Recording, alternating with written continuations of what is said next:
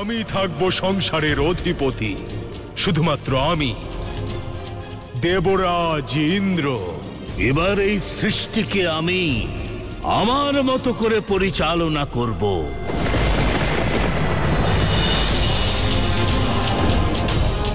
আর নিজেকে পাওয়ার কেবল একটি পথ, এই আমিত্বকে ত্যাগ করতে হবে। হ্যাঁ, এই আমিত্বকে ত্যাগ করে এর বশীভূত না হওয়ার তপস্যা করলে তবেই যন্ত্রণার তাণ্ডব থেকে রক্ষা পাওয়া যায়। আর যে ব্যক্তি নিজের আমিত্বকে ত্যাগ করতে পারবে সে পরমাত্মাকে অর্জন করবে।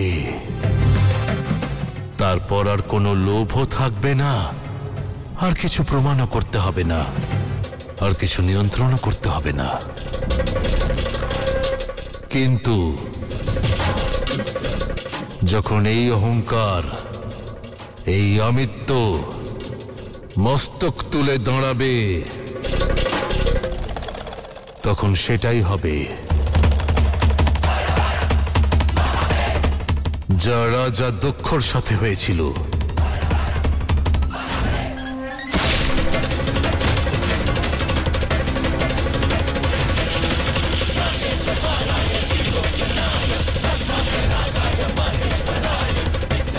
প্রকৃতি আর পুরুষ যখন এদের মধ্যে আমিত্ব আর অহংকার বেড়ে যায়, তখন আপনজনদের থেকে দূরে চলে যায়, ক্রোধের জন্ম হয়, বিবেক শূন্য হয়ে যায়। সকল ব্যক্তি কেবল অধর্মের পথেই অগ্রসর হতে থাকে। আর এই অহংকার, এই আমিত্বের চক্রব্যূহকে ভঙ্গ করার কেবল একটি উপায়, ত্যাগ।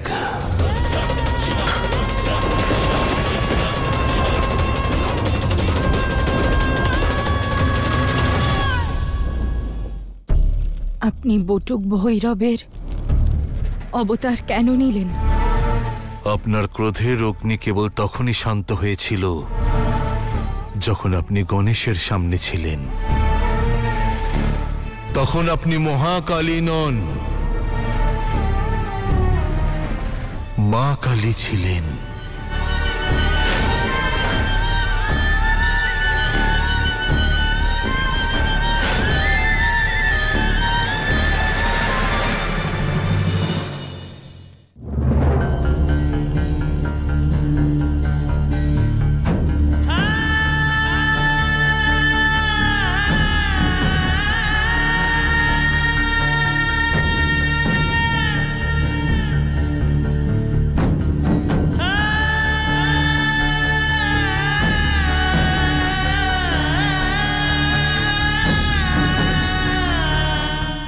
আসুন,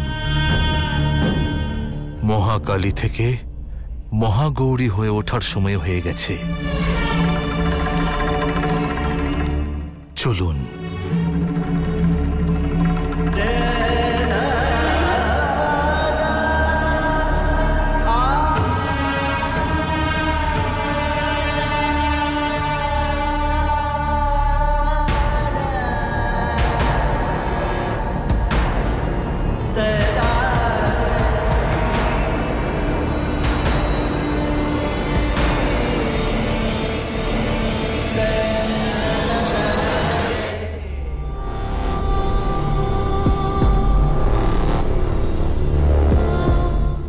মহাদেব, যতবার মহাকালী হয়েছি বিনাশক হয়েছি, বিনাশের হুঙ্কার করে এসেছি। আমি নিজের ক্রোধ আর আবেগে সেই পার্বতীকে হারিয়েছি যে গণেশকে নিজের আঁচলে ঘুম পাড়াতো, কার্তিককে কবচ পরিয়ে দিত। মহাদেব, আমি সংসারকে পুড়িয়ে দিতে চাইনি, আমি সামলাতে চেয়েছিলাম সংসারকে, কিন্তু আমি সব নষ্ট করে দিলাম। যখন আমি আপনাকে বটুক ভৈরবের রূপে আলিঙ্গন করেছিলাম, আমার এক প্রকাশের অনুভূতি হয়েছিল। সেই প্রকাশ আদি শক্তির শক্তি থেকে উৎপন্ন হয়েছিল। তখনই সেই প্রকাশ আমার অন্তরে ছিল, ও আমার অংশ ছিল। আর এখন সেই অংশকে হারিয়ে ফেলেছি আমি, কিন্তু সেটা আবার জাগ্রত করতে হবে। যদি নিজের অন্তরে প্রদীপ জ্বালাই, তবেই তো সংসারকে আলো দিতে পারবো। কিন্তু কি করে মহাদেব?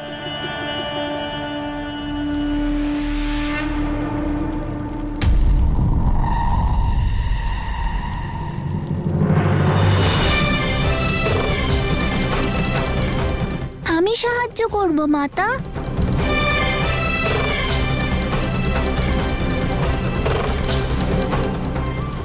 আর আমিও।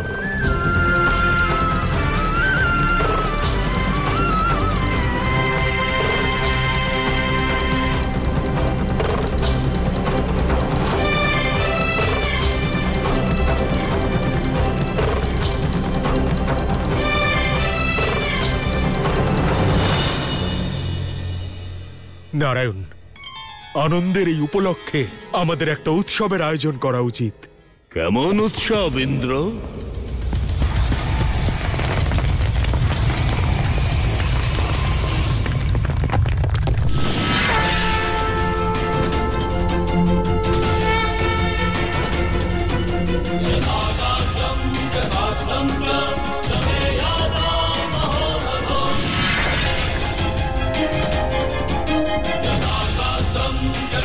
প্রণাম ব্রহ্মদেব। কেমন উৎসব ইন্দ্র? সৃষ্টির সব কষ্ট দূর হয়ে গেছে, এটা তো আনন্দেরই ব্যাপার। কোনো কিছুই মেটেনি, না সংকট না অনুতাপ।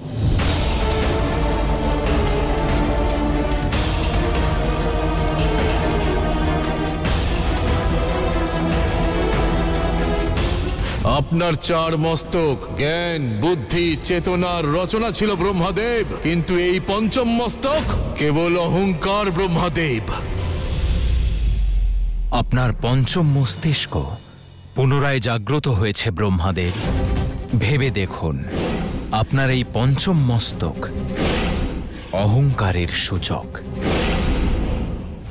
সেই অহংকার যা জ্ঞান লুপ্ত করে দেয়, সেই অহংকার যা বুদ্ধিভ্রষ্ট করে, চেতনার বিনাশ ঘটায়। স্মরণ করুন ব্রহ্মদেব, আপনার এই অহংকারের কারণে এর আগেও মানহানি ঘটেছে। ওই মানহানির আমি প্রতিকার করব।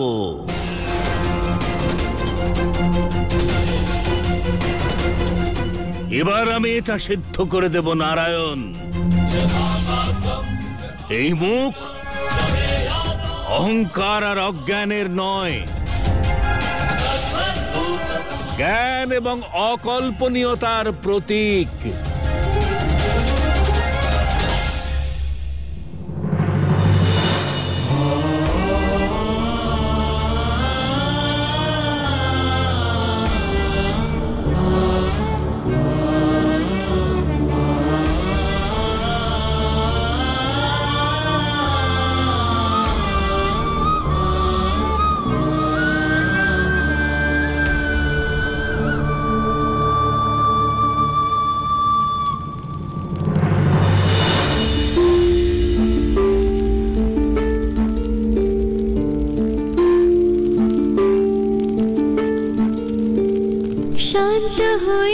जब क्रोध की ज्वाला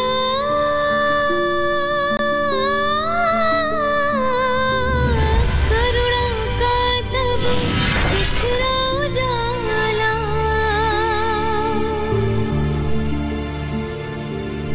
महाकाली से मां महामाई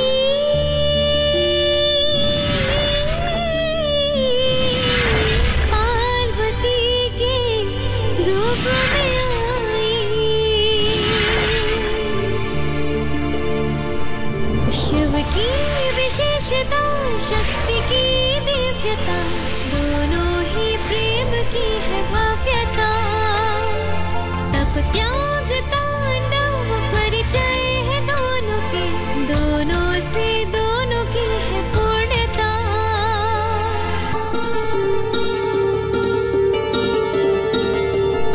डम डम हो रहा पुनः मिलन महारुद्र और रुद्राणी का महादेव जगपिता जगदम्बिका है माँ दोनों के न प्रेम की है सीमा श्री गणेश कार्तिकी संग माता को लिए महादेव के समीप आ रहे सारी बातें भूल कर गौरी और शंकर मौन प्रेम अपना व्यक्त कर रहे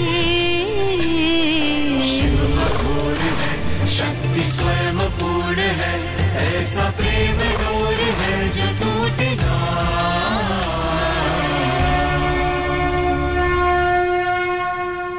আমাকে ক্ষমা করে দাও পুত্র তোমাকে আমার এমন রূপ দেখতে হলো যতবার তোমার আহ্বান আমি শুনিনি যতবার আমার ক্রোধ মমতাকে ছাড়িয়ে গেছে সে প্রতি মুহূর্তের জন্য আমায় ক্ষমা করে দাও মাতা তো ভালোবাসে ক্ষমা চায় না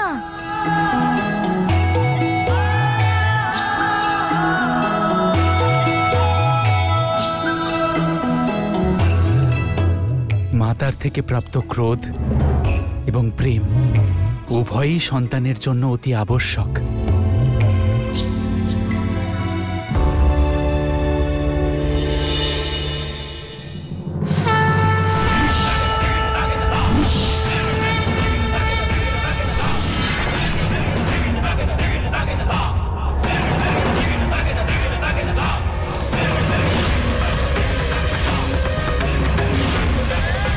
দেখুন নারায়ণ এই সংসারের অবস্থা দেখুন এই বিনাশকে দেখুন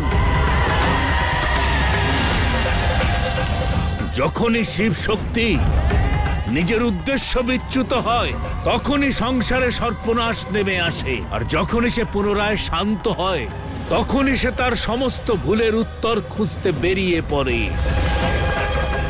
আর কতদিন চলবে এই সব কেন সংসার শিব শক্তির উপর নির্ভরশীল উনি তো এই সংসারের সৃষ্টিকর্তা নন আমি রচনা করেছি এই সংসার আমি সৃষ্টিকর্তা আমি সৃষ্টিকর্তা আমি সৃষ্টিকর্তা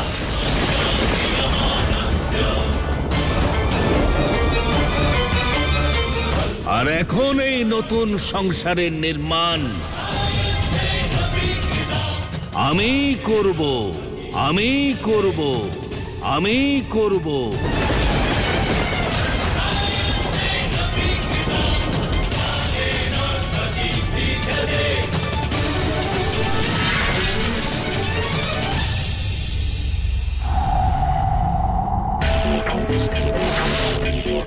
দেখলেন অসুর মাতা এবার আপনি পরিকল্পনা করুন কারণ মনে যখন অহংকার আসে রাহু কেতু সঙ্গে থাকে তখন শুধু মানব কেন দেবতাও দানব হয়ে ওঠে আমাদের অসুরদের উদ্ধার হতে চলেছে মাতা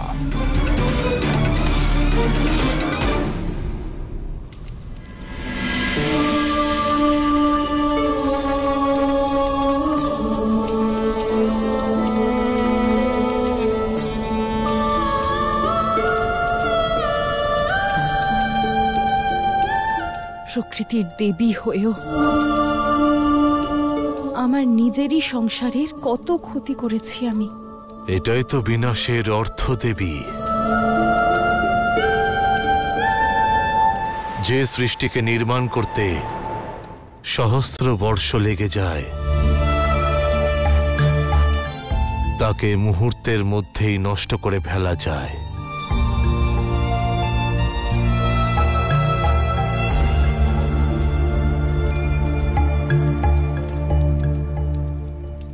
আমি আপনার কথা বুঝতে পারছি ব্রহ্মাদেব, আর এই ঘটনার পিছনেও শিবশক্তির উদ্দেশ্য আছে, ত্যাগ আছে।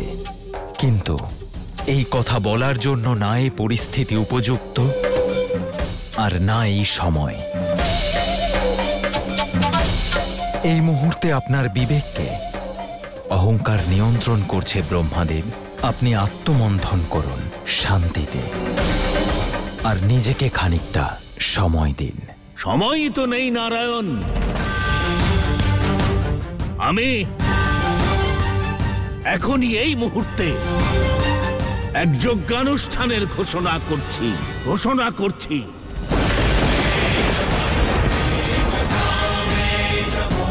যা আমি আরম্ভ করব, আর আমি সম্পূর্ণ করব।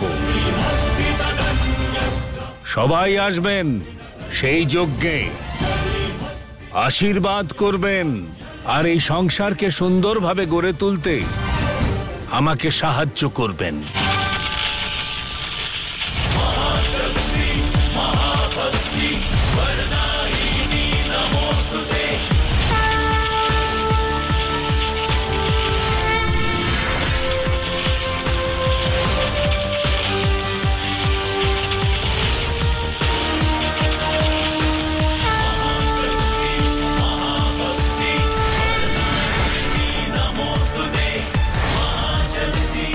ব্রহ্মাদেব, ভুল থেকে যদি আপনি শিক্ষা লাভ না করেন, তাহলে অবশ্যই তা বিনাশকারী হবে। আর যে কখনো উঠে দাঁড়াবার চেষ্টা করে না, তার কখনো বিকাশ হয় না। আপনি এখনো শিব শক্তির পক্ষ নিচ্ছেন। আমি জানি নারায়ণ, এসব কিছুর পেছনে আপনি যে যন্ত্রণা অনুভব করেছেন, আপনি তা ভুলে যাচ্ছেন। কিন্তু আমার সবকিছু স্মরণে আছে নারায়ণ, সব স্মরণে আছে। সংসার তাকে কখনো চায় না যে সংসার থেকে মুখ ফিরিয়ে নেয়। সংসার তারই হয় যে সংসার সৃষ্টি করে, তাকে সর্বদা পরিচালনা করে। আর এখন এই নতুন সংসার আমি রচনা করব, আমি পরিচালনা করব। আর যদি কখনো প্রয়োজন হয়, একে ধ্বংস করব, একে ধ্বংস করব, একে ধ্বংস করব।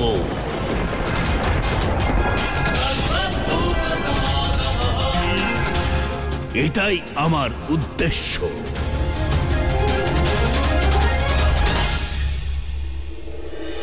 हर जीव में सजीव में शंकर रत्न बना दे जो हो कोई कंकण।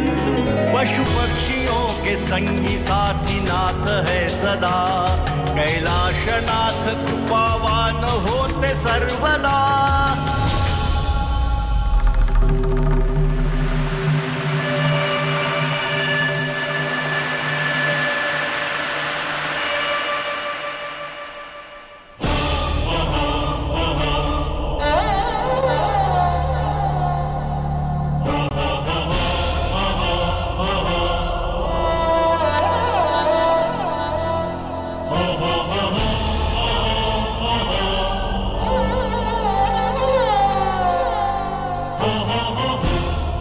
জানি আপনি উদ্দেশ্য ছাড়া কিচ্ছু করেন না,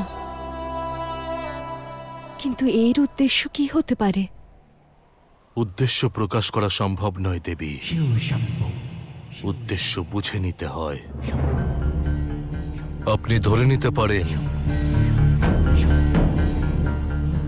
যে এটা আপনার এক নতুন অধ্যায়ের সূচনা হতে চলেছে। আপনি সেটা করতে চলেছেন যা আজ পর্যন্ত আপনি কেবলমাত্র একবার করেছেন, সেটাই যা আমার সঙ্গে প্রথম সাক্ষাতে করেছিলেন আপনি।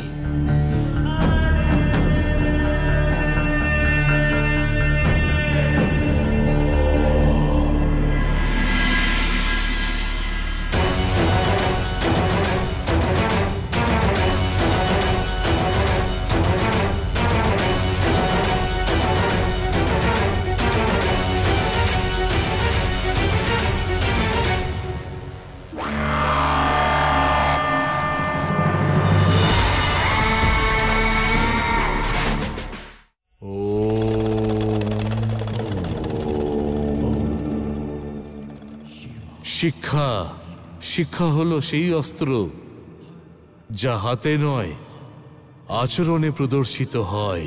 আপনাদের শিবকেই দেখুন, বিষ পান করার শক্তি থাকা সত্ত্বেও সে সংসারের কল্যাণের পথ নিয়েছে। অর্থাৎ শিক্ষার কেবলমাত্র একটি মূল মন্ত্র, শক্তি কাছে থাকা অবস্থাতেও শান্তিকে চয়ন করা।